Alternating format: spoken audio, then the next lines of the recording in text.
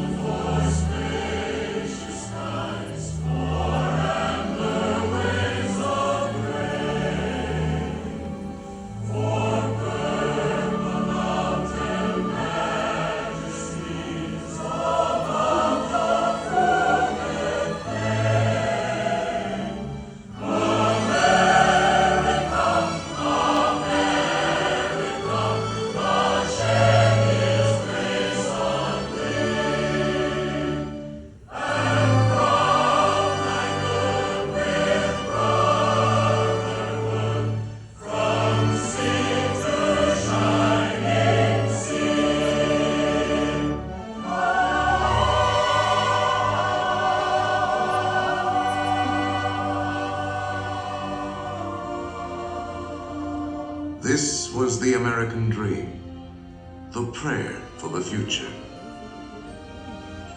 But that golden goal was not to be had without cost. The American way was not gained in a day. It was born in adversity, forged out of conflict, perfected and proven only after long experience and trial. In all of history, no man was dedicated to this dream more than the 16th President of these United States, Abraham Lincoln. Here in his own words is what he once wrote about himself. For at that time, very few people outside Illinois knew very much about this man from the prairie. I was born February 12th. 1809, in Hardin County, Kentucky. My father removed from Kentucky to what is now Spencer County, Indiana, in my 8th year. It was a wild region, with many bears and other wild animals still in the woods.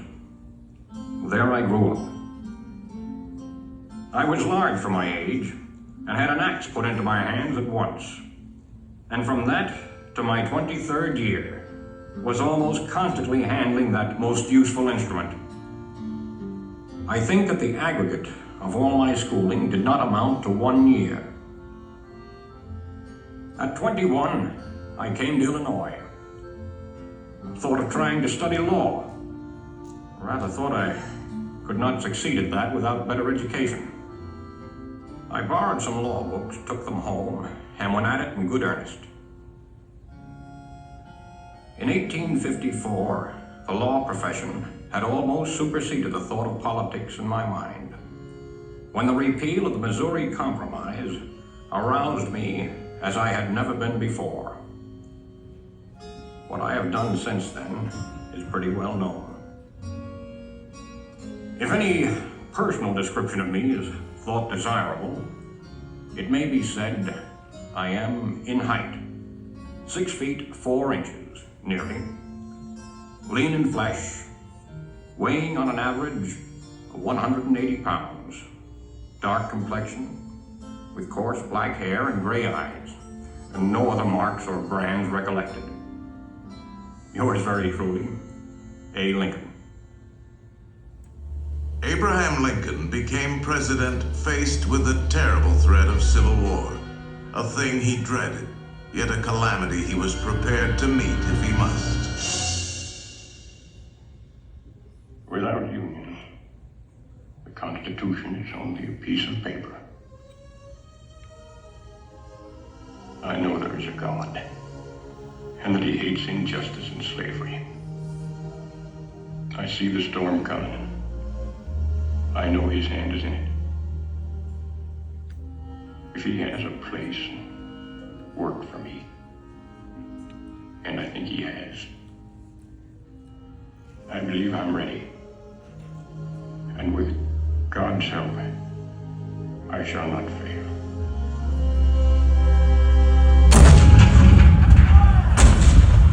April 12, 1861, Fort Sumter. the cannon spoke for war. Civil war, violent, devastating.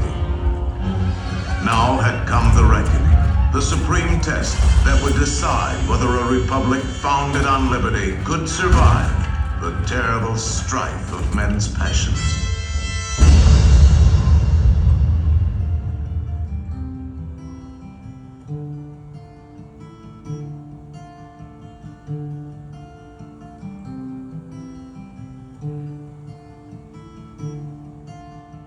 Two brothers on their way, two brothers on their way, two brothers on their way, one wore blue and one wore gray.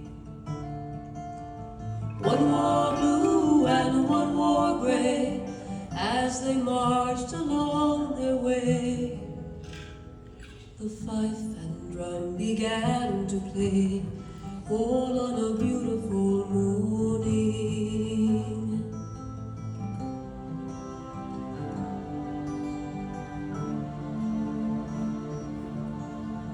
One was gentle, one was kind, one was gentle, one was kind. One came home, one stayed behind, a cannonball, don't pay no mind.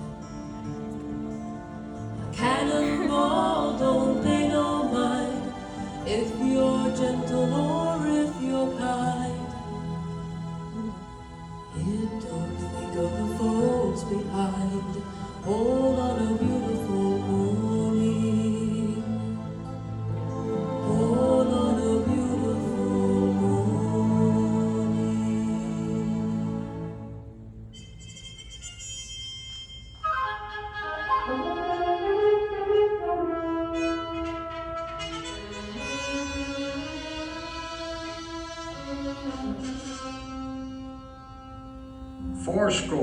87 years ago, our fathers brought forth on this continent a new nation, conceived in liberty and dedicated to the proposition that all men are created equal. Now we are engaged in a great civil war, testing whether that nation, or any nation so conceived and so dedicated, can long endure. 10 brief sentences, so simple, so direct. Abraham Lincoln had not expected his words to live beyond their temporary moment, but time and history would dictate otherwise. And so today, his Gettysburg Address is immortal, a rich and treasured part of our country's heritage.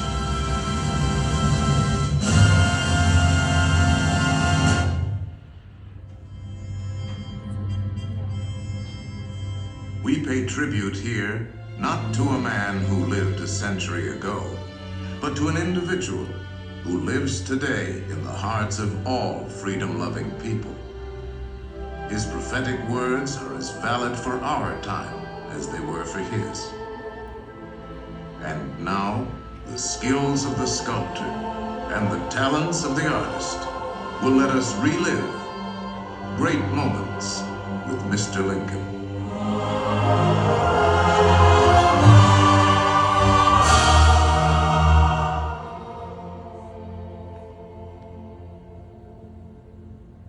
The world has never had a good definition of the word liberty. And the American people just now are much in want of one. We all declare for liberty, but in using the same word, we do not all mean the same thing. What constitutes the bulwark of our liberty and independence? It is not our frowning battlements, our bristling seacoasts. These are not our reliance against tyranny. Our reliance is in the love of liberty, which God has planted in our bosoms.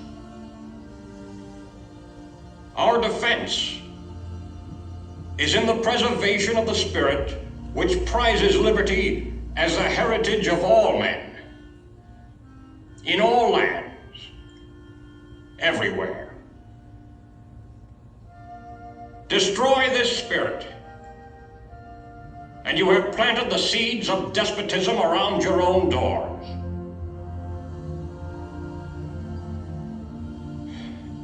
At what point shall we expect the approach of danger? By what means shall we fortify against it? Shall we expect some transatlantic military giant to step the ocean and crush us with a blow? Never. All the armies of Europe, Asia, and Africa combined could not by force take a drink from the Ohio or make a track on the Blue Ridge in a trial of 1,000 years. At what point, then, is the approach of danger to be expected? I answer, if it ever reach us, it must spring from amongst us. It cannot come from abroad. If destruction be our lot, we ourselves must be its author and finisher. As a nation of free men, we must live through all times, or die by suicide. Neither let us be slandered from our duty by false accusations against us, nor frightened from it by the menaces of destruction to the government, nor of dungeons to ourselves. Let us have faith that right makes might. And in that faith, let us to the end dare to do our duty as we understand it.